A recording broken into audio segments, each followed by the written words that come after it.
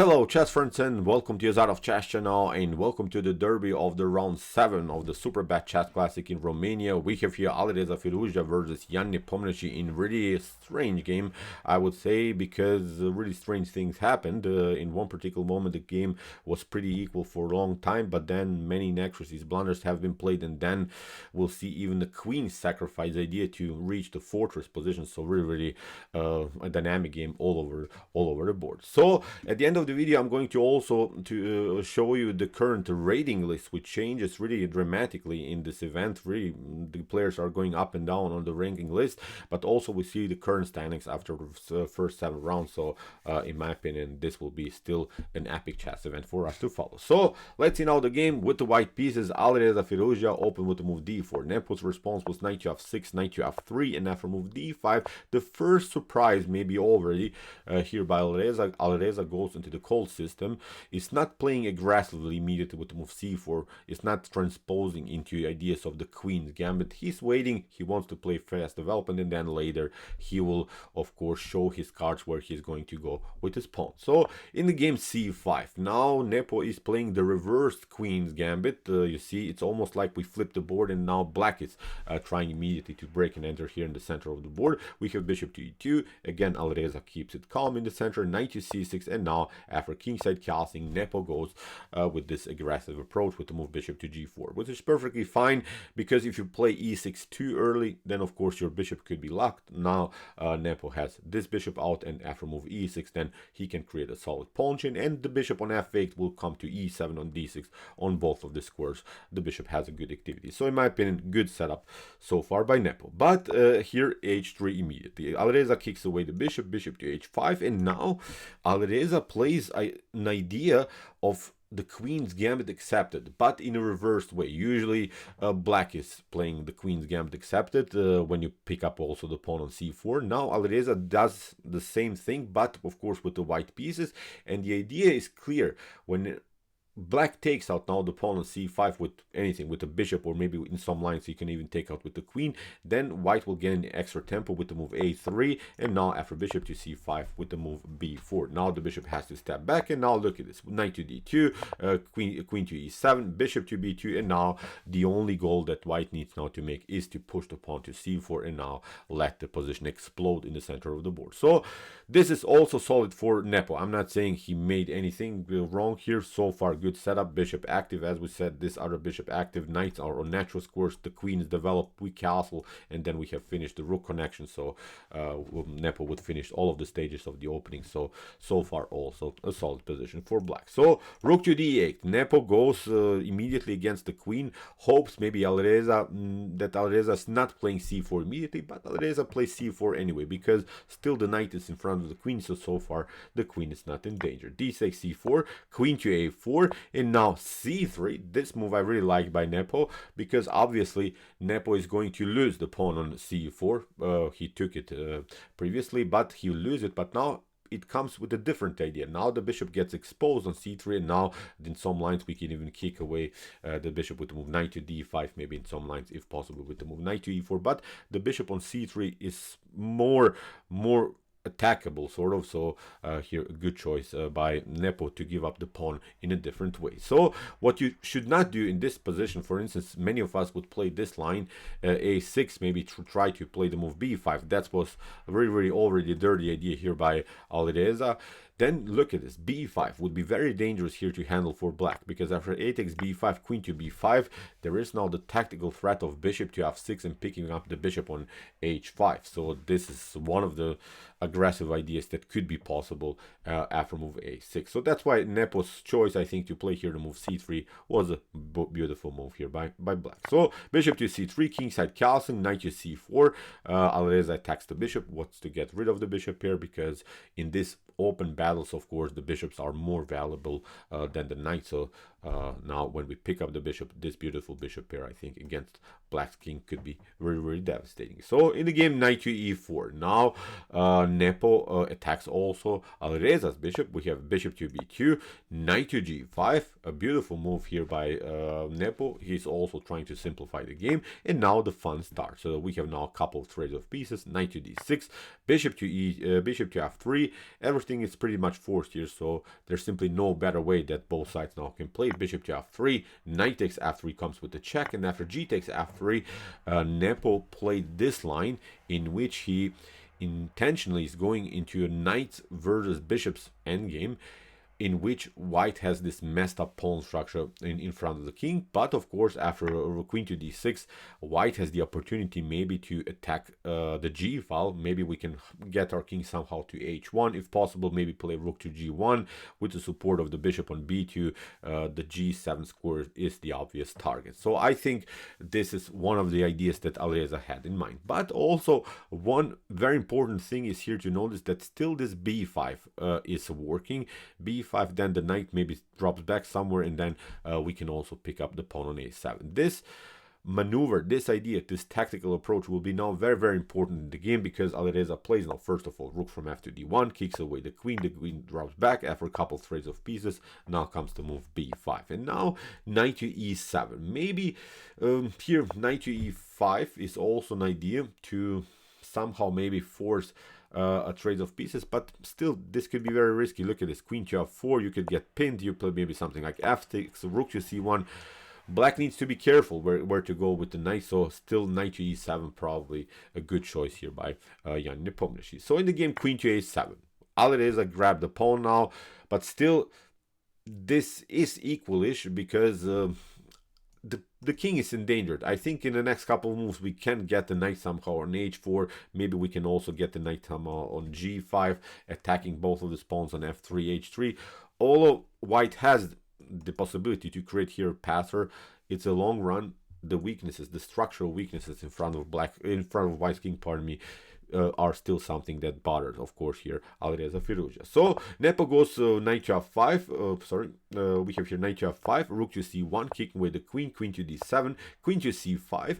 What Alireza, I think, is trying here to do, in my opinion, this would be a strategic idea here to trade off the queens. If the queens are off the board in these positions, I think white is much better. I'm not saying white is winning, but the idea here is to trade off the queens. When the queens are off the board, then it doesn't matter that you have this kind of a weakened pawn structure. Only with the knight you cannot really attack white. With the queen and the knight against this weakened pawn structure, it's a different story. So that's why Alireza goes now with the move queen to c5, is hoping to slowly but surely really trade off the queen somehow and reach the fully endgame, in which he has the distant pass pawn, in which he will create maybe a pass pawn on the a file, or maybe, if possible, even on the b file. So in the game h6 we have a4. Alireza is announcing this idea. He is simply pushing the pawn further. Many of us, I think, would play like this, simply announcing the possibility that this could go in a fully endgame. So after move a4, now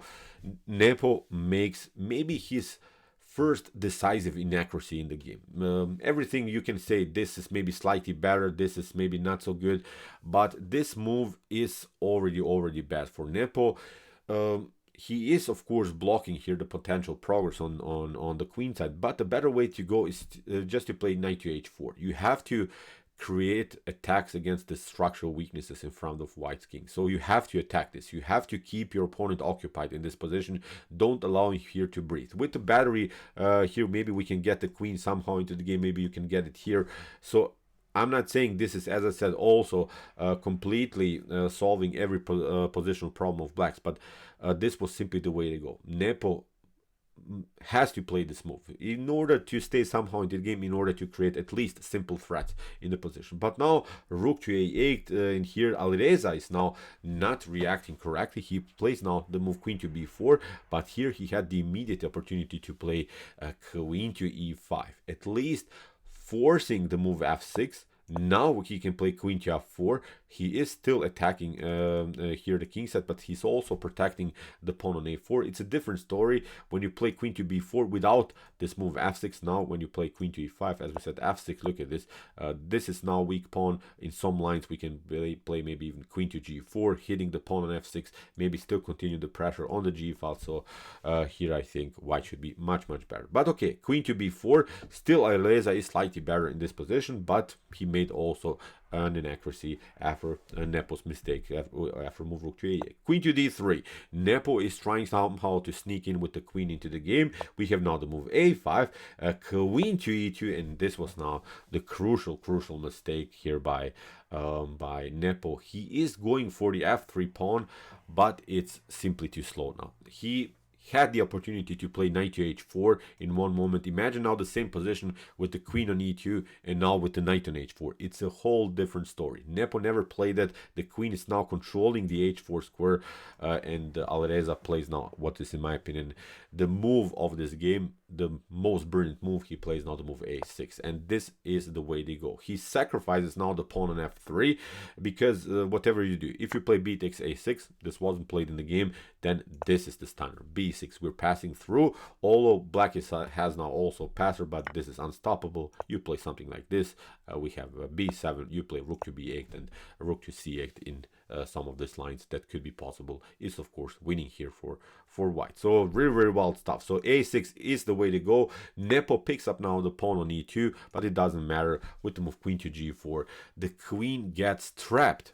This is very wild stuff. The queen doesn't have good squares. You have to now trade off the queens, or if you play queen to d5, you get the 4 with the move e4. Look how Alireza found this brilliant tactical shot. First a7 and now queen to g4. Let's see if what happens if you play queen to g4. Then of course h takes g4 and the knight is hanging now.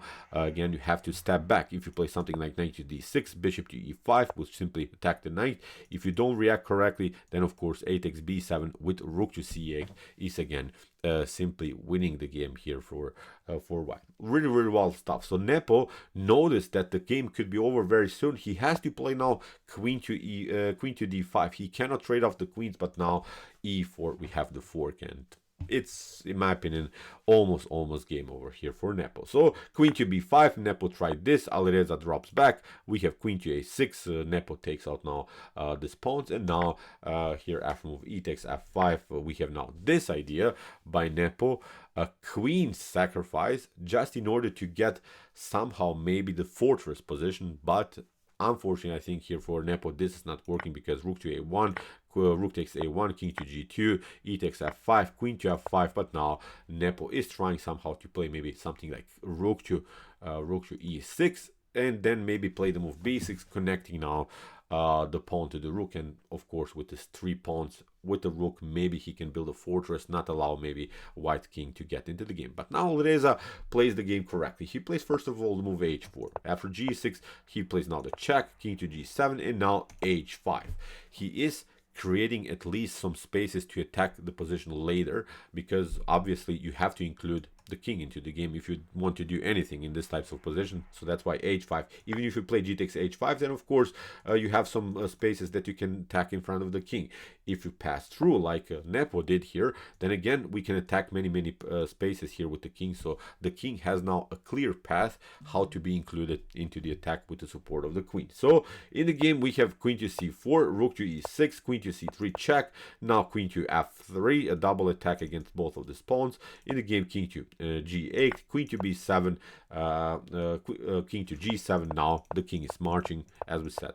Nepo created himself really beautiful path. We have rook to d6, queen to c5, rook to e6, queen to d4 check, king to g8, king to f5, and now Nepo is trying somehow to maybe deliver perpetual checks far away from the king. So he's trying to play rook to a5, rook to a6, but it's not working. Queen to c4 here by Alireza Firouzja. Even if you play rook to a5 after king to f6, you don't have anymore the check here on a6 because the queen is controlling this, and you have also some worries where to how to protect now the pawn on pawn on f7. For instance, you play something like this, then f3 we simply paralyze, wait here black to make a move. In one particular moment we can include the queen into the game, so it's simply not working. So after move queen to c4, we have rook to d6, now an attack against the rook, king to f6, rook to f3, king to e7, rook to f4. Now the queen comes into the game, king to g7, queen to f8, the check.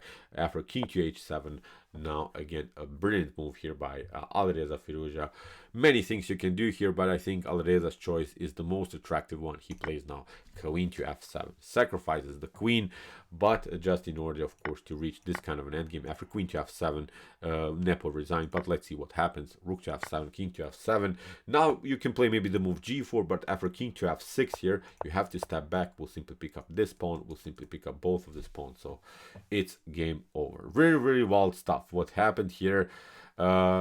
Incredible game, I think, again by Alireza. He played, of course, a solid opening in the beginning, but then later what happened, he understood the position much, much better. He understood the tactical possibilities. Nepo rushed with his queen.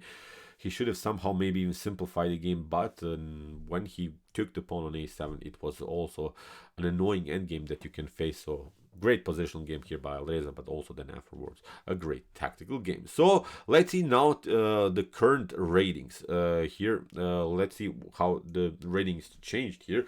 Alireza gained now respectfully almost 8 points in this event, although he lost one game, but he has now 3 wins, which is really, really crazy. And Nepo drops back on the 3rd place. Ding is now on the 4th place. Ding lost 12.5 points. Look at this. Nepo lost 14 points in this event. Caruana gained 9 points, which is also crazy. So look at this. Ratings are really, really changing dramatically. And when it comes to current standings now, Caruana and Alireza Firouzja are on the 1st place. Both of them have now 4.5 points. Vasily So plays also awesome here. He beat Alireza in this event. Anish is playing solid also always. Richard Rapport also a great attacker, great theoretician and tactician, deserves his place here. But look at this. Dinglerin and Jan Nepomniachtchi are on the last places. They battle for the World Chess Championship throne now. They're having a tough time to make something in this beautiful chess event. So, okay, I hope that you enjoyed this game. I really enjoyed it a lot. Interesting idea of the reversed Queen's Gambit accepted. Really cool ideas we have seen by both sides. If you want to see more beautiful chess games like this, check out our coverage of some other tournaments. Here's our playlist, and if you like this content, don't forget to hit the subscribe button. See you soon with some more videos, and what to say. Chess is the best, of course.